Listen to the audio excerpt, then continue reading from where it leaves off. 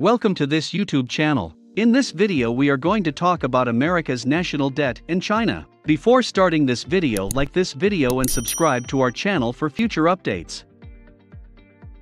Over the decades, China has steadily accumulated US Treasury securities. Except for Japan, China owned $1.065 trillion, or 3.68%, of the $28.9 trillion US national debt as of October 2021, as the trade war between the two economies heats up.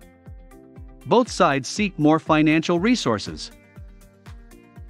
Some analysts and investors fear China will dump its treasury holdings in retaliation, raising interest rates and potentially slowing economic growth. This video explains why China keeps buying US debt.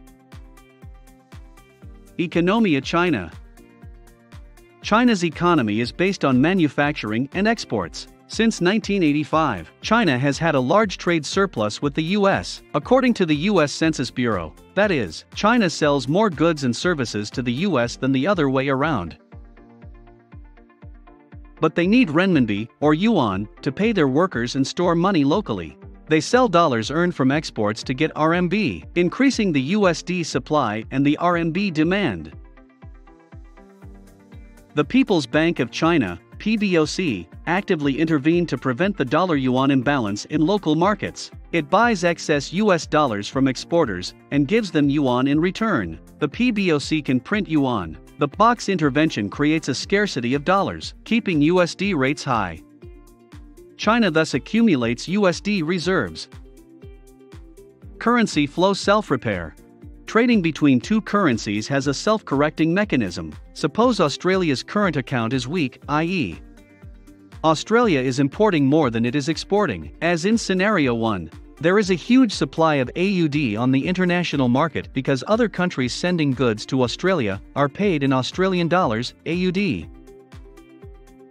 That means cheaper exports and more expensive imports. Due to its depreciated currency, Australia will gradually export more and import less. This will revert the initial situation. This self-correcting mechanism occurs regularly in international trade and forex markets, with little or no authority intervention. Weak renminbi for China.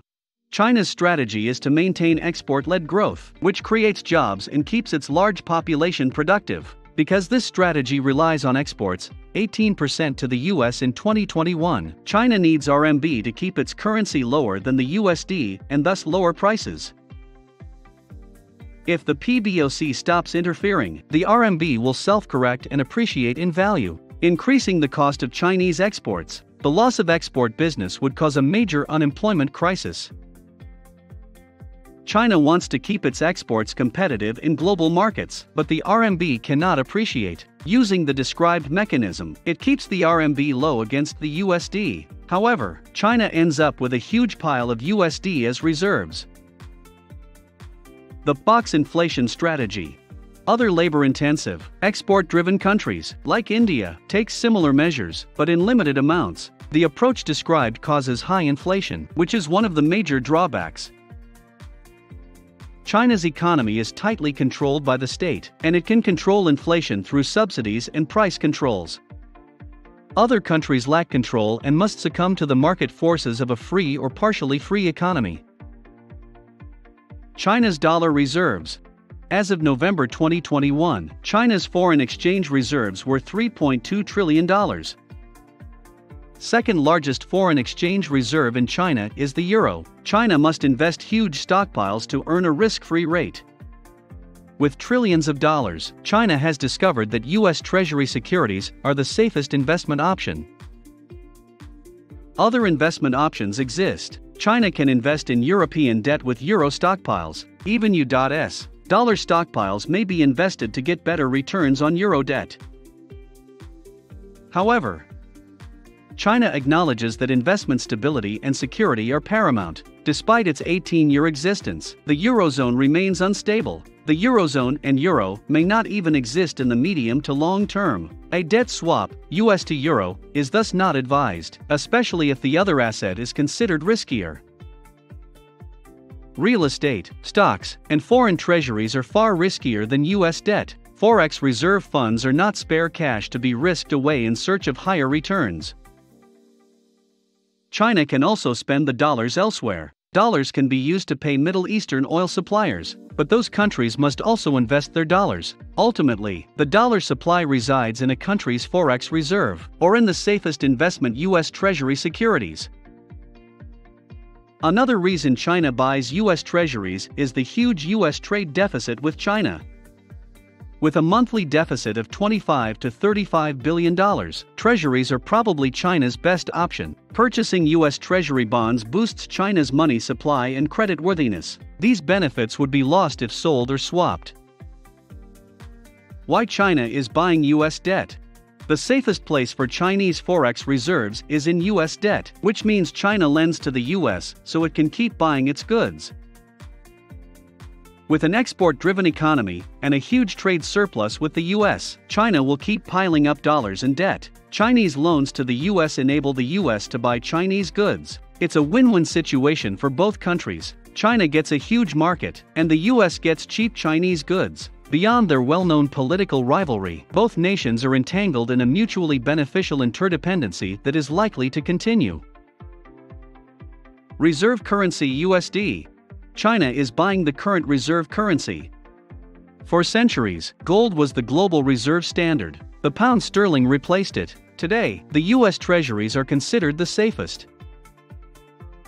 Aside from the long history of gold use by multiple nations, many countries had huge reserves of pound sterling, GBP, after World War II. These countries did not intend to spend or invest in the UK, but kept the GBP as a safe haven. But when those reserves were sold, the UK was in a currency crisis. Its economy deteriorated due to currency oversupply, resulting in high interest rates. Will the same happen if China sells its US debt holdings? Notably, the post-war economic system required the UK to maintain a fixed exchange rate. Due to these constraints and the lack of a flexible exchange rate system, other countries selling GBP reserves harmed the UK's economy. Because the US dollar has a variable exchange rate, any sale by a country with large US debt or dollar reserves will cause an international trade balance adjustment. China's offloaded US reserves will either go to another country or return to the US. Repercussions. The repercussions for China would be worse. A surplus of dollars would lower USD rates, raising RMB valuations. It would raise the cost of Chinese goods, reducing their competitiveness. China may not be willing to do so due to economic reasons. No export-oriented economy wants a trade deficit, so China, or any other country with a US trade surplus, should stop buying US treasuries or even start selling US forex reserves. Concerns about China's increasing holdings of US treasuries or their possible dumping are unfounded. Even if this happened, the dollars and debt securities would remain. They'd find other vaults. U.S. Risk outlook. Despite the fact that China has become a creditor to the US, the situation for the US may not be dire. Given the consequences of selling off US reserves, China or any other nation will likely refrain from doing so. Even if China sells these reserves, the US, as a free economy, can print as much money as needed. It can also use quantitative easing (QE). Although printing dollars would devalue its currency and thus increase inflation, it would benefit US debt. So, while inflation is good for the debtor, USA, it is bad for creditors, China.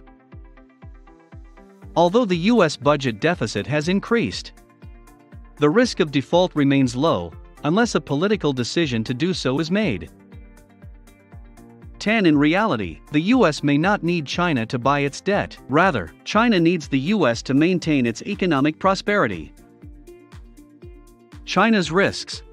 However, China should be wary of lending money to a country that can print it in unlimited amounts. High inflation in the US would be detrimental to China, as the real repayment value to China would be reduced. Whether it wants to or not, China will have to keep buying US debt to keep its export prices competitive. The verdict.